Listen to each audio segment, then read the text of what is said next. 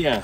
Good evening. Good evening. Yeah, so today we have our brother here, Prince Atrekon, and we are both standing in the neighborhoods of Brampton. And today we're going to be having an interview just to ask him about his journey to Canada and also what he has been doing. Is anything else that he can really share with the community to really empower them? So, Mr. Prince, welcome to the channel. Thank you. Yeah, welcome to the channel. Yeah, it's such a really wonderful to actually finally meet you. I know we spoke on the phone quite a bit and finally coming to see you. So usually this is the question that I always ask everyone. If you can tell us a little bit about your journey to Canada and just a bit about your background. So for me, I have been here maybe like 9 years now. Oh, 9 years, okay. Yeah, we'll project the voice. I've been here like 9 years. Initially, I had come to Canada at the end of 2013. Okay. From Finland, where I was studying. So I had spent four years studying in Finland.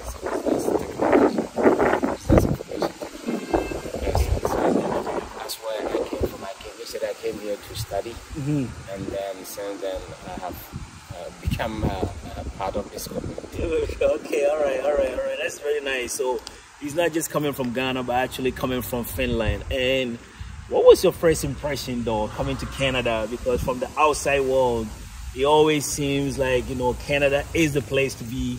Moving from Finland, and when you landed, what was your experience so far? Well, so for me, to be honest with you, I've never dreamed of coming to Canada. Canada has never been part of country. It's like in my mind, I was like, I want to go there. Why? Until I met this guy called Peter in Finland. Okay. So there was this student who was in my school called Peter, and he was always saying he wants to go to Canada. Okay. So he finally came to Canada. I think he came to Canada in 2012. Okay. And then he started telling me more about Canada. Okay. Or are you going to come and going to? So finally, 2013, I decided to also apply for a school and come here. But for me, I have always wanted to go and live in UK.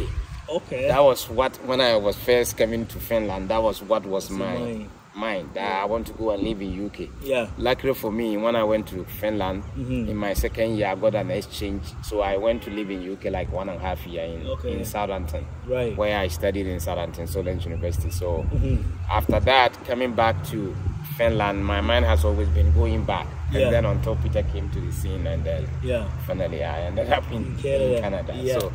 But so far my journey has been almost everything, because I feel like Canada is a land of opportunities. Canada is a place that you can achieve your dreams and aspirations no matter your background. So that's one thing, because the other countries that I live, I don't think there are certain things you can do in Canada that as a black person that I don't think those countries give the same type of. You gotta give me a bit of an example, because I really hear people saying that about Canada being a land of opportunities and equally to immigrants and, you know, the citizens. So you gotta give me a bit of an example. So I will give you an example. Example is when I was about to complete school in Finland. Yeah. So I was about to complete university. Then I went to the Ministry of here in Ghana we call it Ministry of Labor. I went to their website, right, and I saw a rule that was saying that the company was saying that they need international trainees. So if you're a new grad, they employ you, train you, and then they take you to go ahead. Some of the, even that company is in Ghana, it's from Norway. So I had put my application, and I have said that I want to be that type of trainee. The guy who was doing the recruitment was sitting in, I think in Sweden, called Tobias Thompson or something like that. Right. So he wrote to me that, oh, I like your profile, blah, blah, blah, blah, and we're going to schedule a date, and then we'll go to a meeting. I got a scheduled date for a meeting. Before that, there were 3 other students who were also studying business IT with me, who also applied for the same job, but they got a different email. They got an email like, oh, sorry, we can't continue with your application. But me, I got an email that I like your profile, we're going to do. So finally, I got the date for the interview. And then at a point, they wrote to me that there had been a lot of candidates applying from the country where I applied for the job. So they need to deal with those candidates. And then I was still hoping that my 3rd of October at that time will come and I go for the interview. I think 3 days to the interview, I just got an email from a woman called Johanna or something, and saying that, oh, sorry, we can't continue with your application. Wow. No explanation, nothing. And that was when I started thinking like, this is not the right place for me. Fine, in Canada too, I know that you have to put in a lot of applications, and you have to sometimes even it's even computer reading the resume and stuff like that. So you have to. But for me, my journey has been a little bit different. So when I first came here and I started school, my first job was with RBC. Okay. So my first job was a student position. The bank? Yes. Okay. My first job was a student position as a technical system analyst. Okay. So my first job was with RBC, which I completed that. And when I completed that, and then I left RBC, and then I came to TD where I'm currently working. But did you face the same challenges though as in Finland when you were looking for jobs and the opportunities? So when I compare the two, I would say that you can't compare Finland to here in terms of opportunities. Why?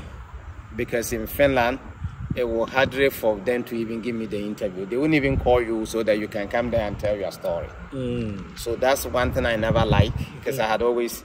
Anyway, there was a company that gave me some little bit work.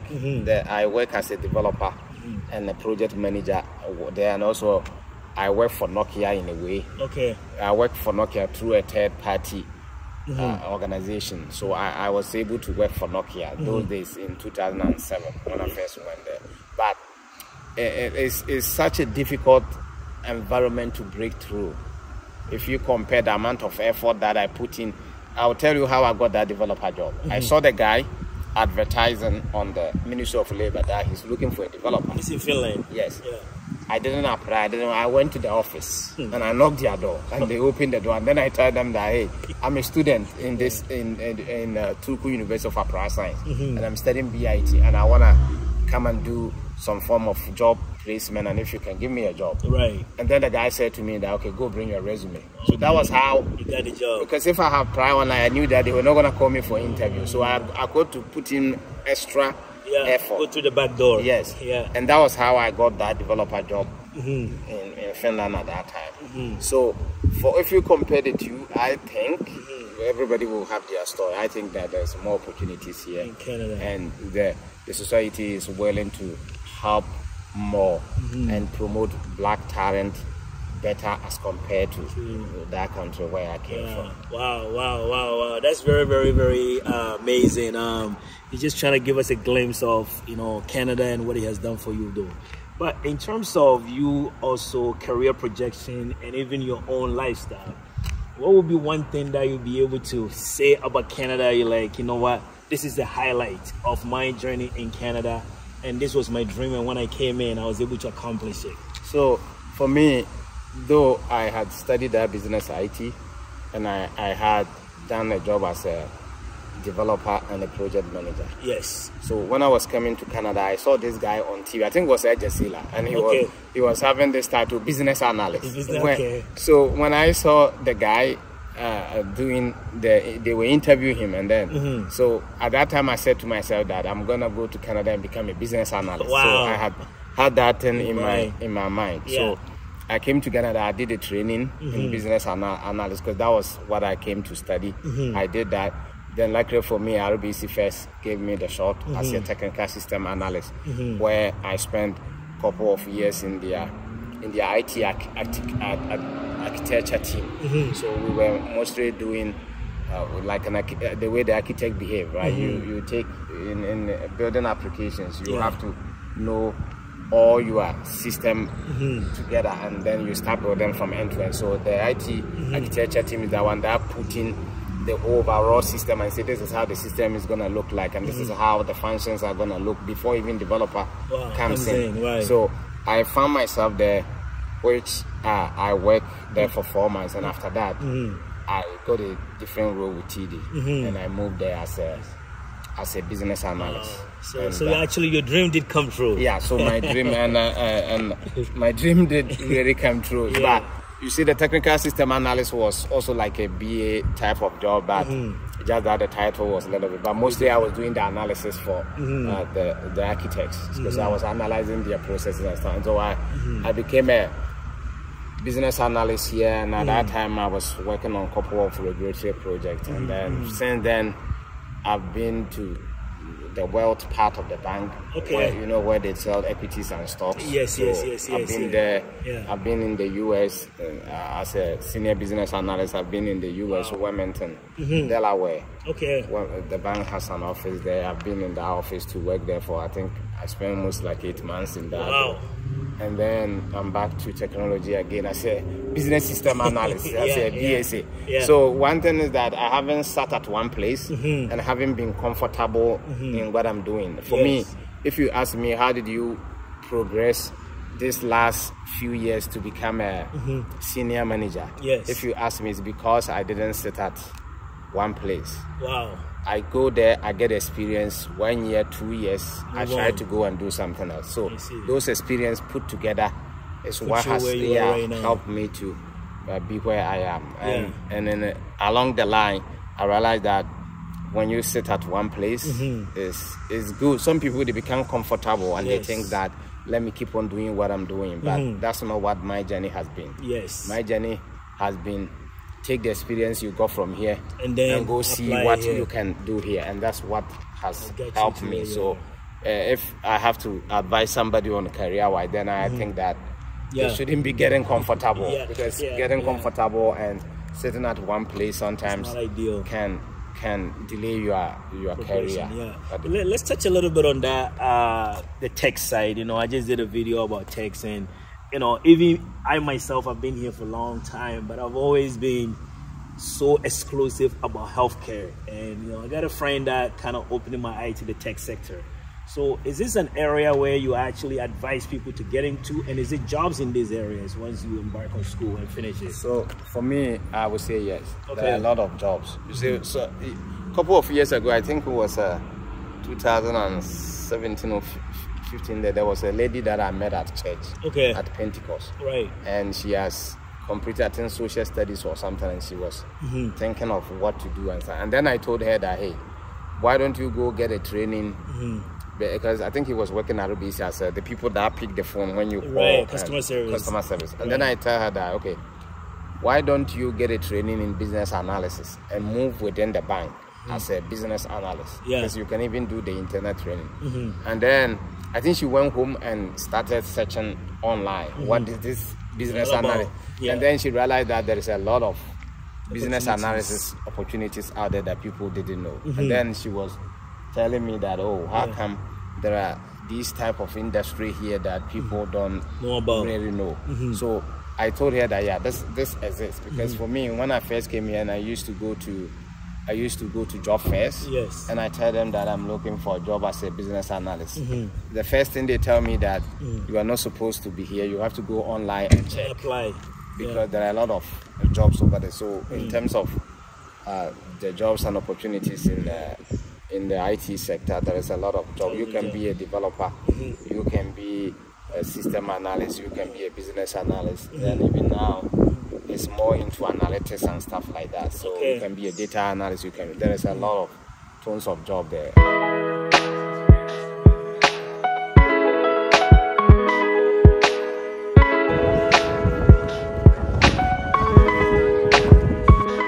So just speaking of these IT jobs, you know, if individuals would like to go into this particular field, is there any jobs and what particular school they might have to go to? Well, there's something like a particular school you have to go. It's like you have to have a training in IT, because you know IT is a little bit different from maybe what you may know or what you have studied. Because if you want to be a programmer, you need a training.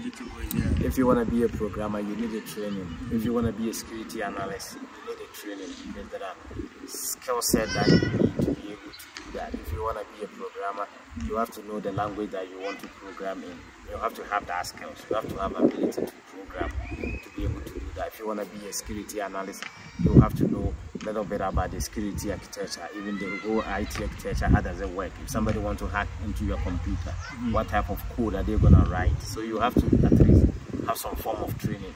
Even Google, I've seen Google, I've seen Amazon and all those things. They offer this type of training that you can even do yourself at home, online. And if you want to be IT support person, you can these days go to Google and then have a training and get a certification as well. I think another place you can also start from is W3 School. W3 School has a lot of training for almost all the field in IT that you can start from. Even if you go to university or go to college or anywhere, you will still need W3 School. But I tell you what, most of the people in Canada that I've found in the IT, this is how their journey has been. Most of them, they either went to the university to do maybe political science or something. After that, they go back to college, and then they do some form of IT training. Especially, even if I see most of these architects that I work with, some of them went to university and maybe studied biological science. And then, or maybe chemical engineering, but then they go back to college and they study maybe 1 year degree in IT, 1 year training in IT before they start a job. So it's up to you. You have to find the right place and then you just get a training. Because at the end of the day, one thing is important in IT is your ability to deliver. And it's not also I feel that people need certification too much. What they need is, can you do the job? And you say, yes, I can do it. So you can be a developer that haven't gone to school, but you know how to program. In that case, you can use your portfolios. You can tell me that, oh, I did this project from Kwabena, and this is the work. If you show your work, that can also get you the job. But for our community, I think it's better that you get some form of training in the area, and then you can. And then go ahead. And what about the salary though? I know you don't have to disclose anything like that, but in comparison with other like healthcare professionals like nurses, because that's also a big factor, right? If somebody want to go into those areas, what can you tell us about the salary, especially if somebody is you know, as an entry level and even as a senior? What can we expect? I don't think even today an entry level developer get less than $70,000. $70,000 Canadian. Okay, I don't think entry level developer, even like a new grad that is coming from school, I don't think we'll get even less than $70,000. So I think the sector pays well. That's what I think. The sector pays well, but if people who want to go, they also want to do, they can do some little bit research on it at a Glassdoor or PayScale and all those places. If you say you want to train to be a developer, you want to know how much a developer receives today, go to Glassdoor, go to PayScale and check that maybe entry level developer, how much do you get, or entry level business analyst, or entry level business system analyst, or entry level technical system analyst, entry level IT architect, how much do they get? I think the Glassdoor and PayScale will give you a rough idea of the field. And also with the IT, I've seen them in various sectors, and I know you are in the banking one. We also have some in the healthcare, retail, and so forth. How does it, like, someone get into those different branches, and in terms of the job wise, how would you get into those different areas? So one thing that is most important in IT is that you always need the business knowledge. What I mean by that is that, so you talk about healthcare, you talk about financial sector, you talk about government. If you're gonna work there as a IT developer, as a business analyst or something, the first thing that you have to know, they require people to know, is that you have to know the business. So for me, business side, if as a system analyst, right, or when I was a business architect, as an architect, right, if I want to say this is how customer journey looks like, let's use the ATM as an example. A guy goes to the ATM, put his credit card, then ATM asks him, can you put your pen? Put the pen. ATM asks him, what do you want to do? You want to withdraw money, you want to do this, or you want to show your balance? The guy follow all those steps, right? That is how the customer journey looks like, or the customer behavior looks like. You as a developer or as a IT, you need to understand that before you can replicate that in a system. I see. Because if you don't know the customer journey, how can you then design a system for the customer to know? So this is where maybe sometimes the countries that are trying to develop, like Ghana and those, this is where sometimes they don't get it. Because sometimes I see that they put a solution and they call it, but you go in and it's not walking the journey of the customer, right? So you need to understand the business. So if you want to be a haircare business analyst, yes, let's say I'm in the haircare sector as a business analyst, I need to know how the patient process looks like. Yes. Or even if a patient wants to book an appointment to come to the hospital, how does that journey looks like. Yeah. And if I understand that journey, that's why I can design it and tell that the developer that this is how you're gonna go, because I have to say customer start from here, will end here, but then this is the activity that happen, and that's when the system can then produce it. But so it doesn't matter as a IT person, it doesn't matter. All that you need to know is that you have to have that ability that you are willing to learn. So for me today, if I stop working in the banking sector and I come into the haircare as a business analyst or as a business architect or as an architect or whatever, I just need to spend some days understand the business, and that's it. And then from there I can start replicating solutions using their system, using their process to replicate solutions in the IT sector. Wow. So it's a transferable skill. Yeah, so you yourself don't have to be like, I'm only a business analyst or developer in the haircare. No. All that you know is that you have to have the ability that you are willing to learn. See, now I sit here, now I am into analytics and stuff like that. But you see, I started as a business analyst, system analyst, an architect, and now I transition to it. So that willing to learn is something that is most important. But it doesn't matter. As soon as you are willing to learn and you are willing to learn and understand the business that you are in, you should be good. It should be good. It should be good. Yeah. You don't need the business knowledge. Sometimes we have some people in-house who have the business knowledge too, that they are willing to share with the IT folks so that they can with the system. I know you touch a little bit on Ghana, just always trying to ask people this question as well. What is the long-term plan now that you have come to Canada, accomplished what you have accomplished, all this knowledge that you have? Is this something that has crossed your mind to take this knowledge back home down the road? Well, for me, I have always wanted to help my community, and I had always wanted to go back home and play some form of role. But as the years go on, let's see how things shake up. Sometimes I get disappointed because of how I thought that things could have been done and not been done. But I still think I have to encourage myself that the initial targets that I set for myself, I will still be able to do them, because I believe that we can do better. Right? Because where I got angry is when we take our natural resources and we just give it to outsiders. This is where my problem is. The natural resources is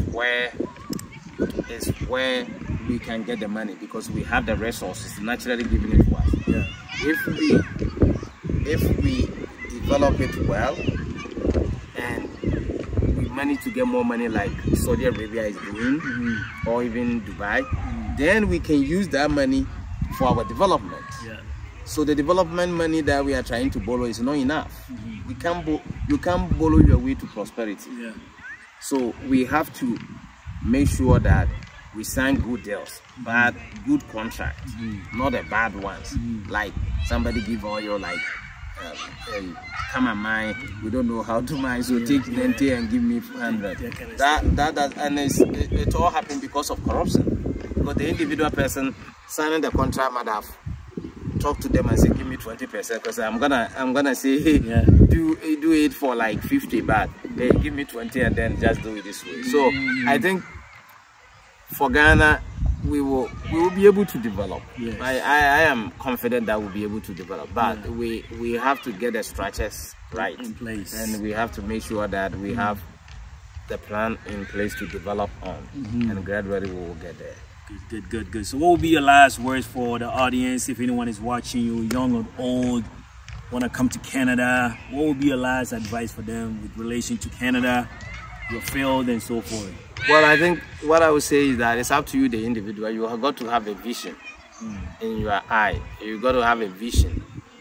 What do I want to do? It's not even just about traveling, right? You can travel and still be a failure. So you have got to have a vision. What do I want to achieve? When I got up from my mother's home in Nsuatre and I was going to Finland, yes, I knew clearly what I was going to do. I'm going to study. When I got there, people came to me and they say, oh, you are in Europe, you can get a job. Why studying? But I knew that I have set up from home to go and study, and that's what I focus on. Even if I didn't have money, I focus on the study, because that is the main goal. And I came to Canada. If I don't have money, I focus on the study. So you have to have a vision, and you don't have to derail from your vision. Sometimes it may take you longer time, but you got to be consistent. And then also you have to have a mindset of trying to succeed no matter how the situation. So you got to have a bit of both. You study, because when you study, that is not enough. You need the attitude to also succeed in life. So you got to have both. And then one thing that has helped me is quickly the people that I meet, I try to study them and I try to understand how they react to situations. And that also informs me how I react to them. So I think for everybody there, if you want to go into the IT field, there are tons of jobs there. Get yourself training and get yourself some form of co-op. I think if you want to study IT, try the IT job trainings with co-op. Then that's a better way to rise up in the field. And then everybody, it has been great talking to all of you, and we love you. And then keep on watching the channel. Thank you. Thank you so much.